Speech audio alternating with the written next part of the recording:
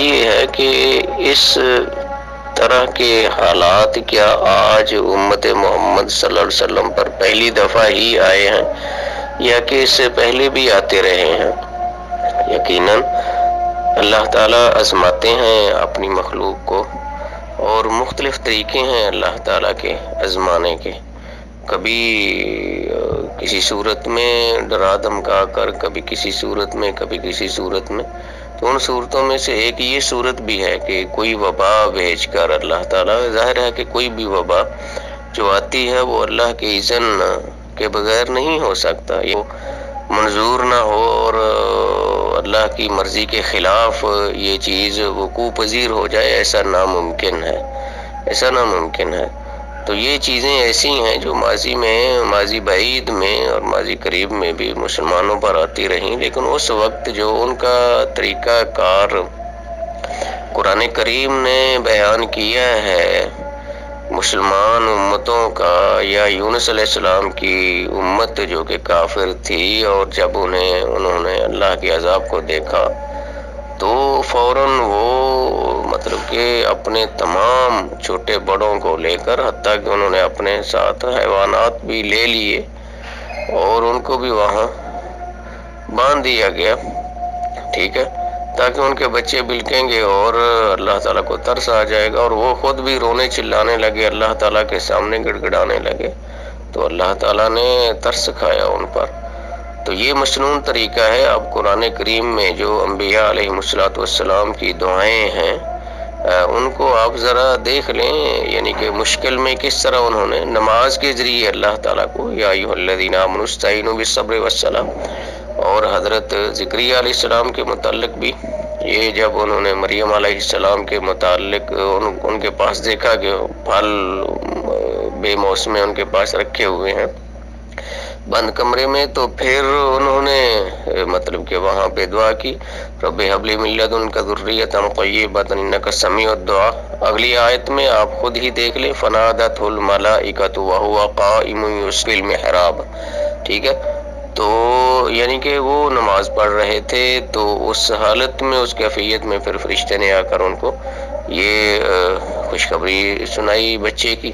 ٹھیک ہے۔ اسی طرح ابراہیم علیہ السلام کا واقعہ جو صحیح بخاری میں موجود ہے کہ جب وہ اپنے گھر والے حضرت سارہ رحمہ اللہ کو ساتھ لے کر چلے ہیں، تو رستے میں وہ ایک جابر یا ظالم قسم کا بادشاہ ہم کہہ سکتے ہیں یا سردار تھا، تو وہ بھی اس وقت یعنی جب مشکل پیش آئی تو نماز انہوں نے شروع کی۔ تو نماز ہے پہلا تو، اور اس کی کافی ساری مثالیں موجود ہیں۔ اچھا، اسی طرح پھر آپ دیکھیں، یا پھر استغفار ہے۔ قرآن کریم کیا فرماتا ہے، وَمَا كَانَ اللَّهُ لِيُعَذِّبَهُمْ وَأَنْتَ فِيهِمْ وَمَا كَانَ اللَّهُ مُعَذِّبَهُمْ وَهُمْ يَسْتَغْفِرُونَ۔ تو استغفار جس طرح زبان سے ہوتا ہے، اسی طرح عمل سے بھی ہوتا ہے۔ عمل سے استغفار کی صورت بہترین اس کی ایک تو یہ عملی جو صورت ہے وہ نماز ہے، نماز ادا کی جائے، قرآن کریم کی کثرت کے ساتھ تلاوت کی جائے، یہ بھی استغفار کی ایک صورت ہے۔ اسی طرح نفلی روزہ رکھا جائے، خیرات کی جائے، ٹھیک ہے، اپنے گناہوں کی معافی مانگی جائے، زبان کے ذریعے کثرت کے ساتھ دعا کی جائے، صلہ رحمی کی جائے، ٹھیک ہے، اللہ تعالیٰ کے سامنے اجتماعی طور پر جو ہے وہ گڑ گڑایا جائے، اور خصوصاً نمازوں میں جو دعائے قنوت کے علاوہ قنوت نازلہ ہے وہ پڑھی جائے، لیکن ان کے ہاں وہ تو شاید شجرہ ممنوع ہے، وہ تو یہ پڑھتے نہیں۔ تو سنت والا کام جو اصل مسنون ہے وہ نہیں پڑھتے، بارش رک جایا کرتی تھی، یقیناً یہ بھی اللہ تعالیٰ کی ناراضگی کا سبب ہے۔ تو نبی علیہ السلام نے نماز پڑھی ہے، سورج چاند کو گرہن لگا نبی علیہ السلام کے زمانے میں، تو نبی علیہ السلام نے نماز پڑھی ہے، ٹھیک ہے۔ اسی طرح حضرت عمر فاروق رضی اللہ تعالیٰ عنہ کے دور خلافت میں جب قحط پڑا ہے تو انہوں نے نماز استسقاء پڑھی ہے۔ اسی طرح پھر وہ جو تھا 16 ہجری میں جو شام میں، ملک شام میں وبا پھیلی ہے طاعون کی، ٹھیک ہے، تو اس وقت بھی مسلمانوں نے آہوازاری کی ہے۔ اس لیے حضرت عبداللہ بن عباس رضی اللہ تعالی عنہ فرماتے ہیں کہ ما نزل بلاء الا بالمعصیہ، وما رفع الا بالتوبہ والاستغفار او کما قال، کہ جب بھی کوئی پریشانی آسمان سے آتی ہے یا لوگوں پر آتی ہے تو وہ ان کے گناہوں اور عملی کوتاہی کی بنا پر آتی ہے۔ ظہر الفساد فی البر والبحر بما کسبت ایدی الناس، اور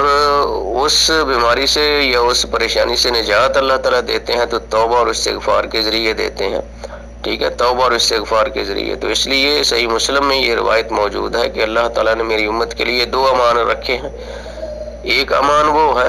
کہ جو میری صورت میں ہے، یعنی کہ میں جب تک موجود ہوں میری امت پر اجتماعی عذاب یا اجتماعی آزمائش نہیں آ سکتی، ٹھیک ہے، اور یہی آیت کی طرف اشارہ وما کان اللہ یعاقبہم وما کان اللہ لیعاقبہم وانت فیہم۔ اور دوسرا امان جو ہے یعنی آسمان کی طرف سے ان کو امن کا پیغام وہ قیامت تک کے لیے ہے، اور وہ استغفار ہے، ٹھیک ہے۔ تو پریشانی سے نجات کے لیے استغفار، ومن یتق اللہ یجعل لہ مخرجا، ٹھیک ہے۔ اور قرآن کریم میں بہت ساری آیات ایسی ہیں جن میں اللہ تعالیٰ سے اپنے گناہوں کی معافی، انما التوبۃ علی اللہ للذین یعملون السوء بجہالۃ ثم یتوبون من قریب فاولئک یتوب اللہ علیہم وکان اللہ علیما حکیما، اولئک ولم یصروا علی ما فعلوا، ٹھیک ہے، چوتھے پارے میں آیا۔ تو اس طرح کافی ساری آیات۔ تو استغفار جو مسنون ہے، مسنون دعا کا طریقہ، مسنون نماز، ٹھیک ہے، یہ مسنون ہے۔ اور جہاں تک ایسے مشکل حالات میں اذان کہنے کا تعلق ہے تو واللہ عالم میرے پاس یا میری معلومات اور میرے علم میں کوئی ایسی حدیث نہیں ہے یا کوئی ایسا حکم نہیں ہے یا کسی صحابی نے ایسا کیا ہو کہ مشکل کے وقت انہوں نے اذان کہی ہو۔ دعا ضرور کرنا چاہیے، یہ اذان کے بعد دعائیں بھی ہو رہی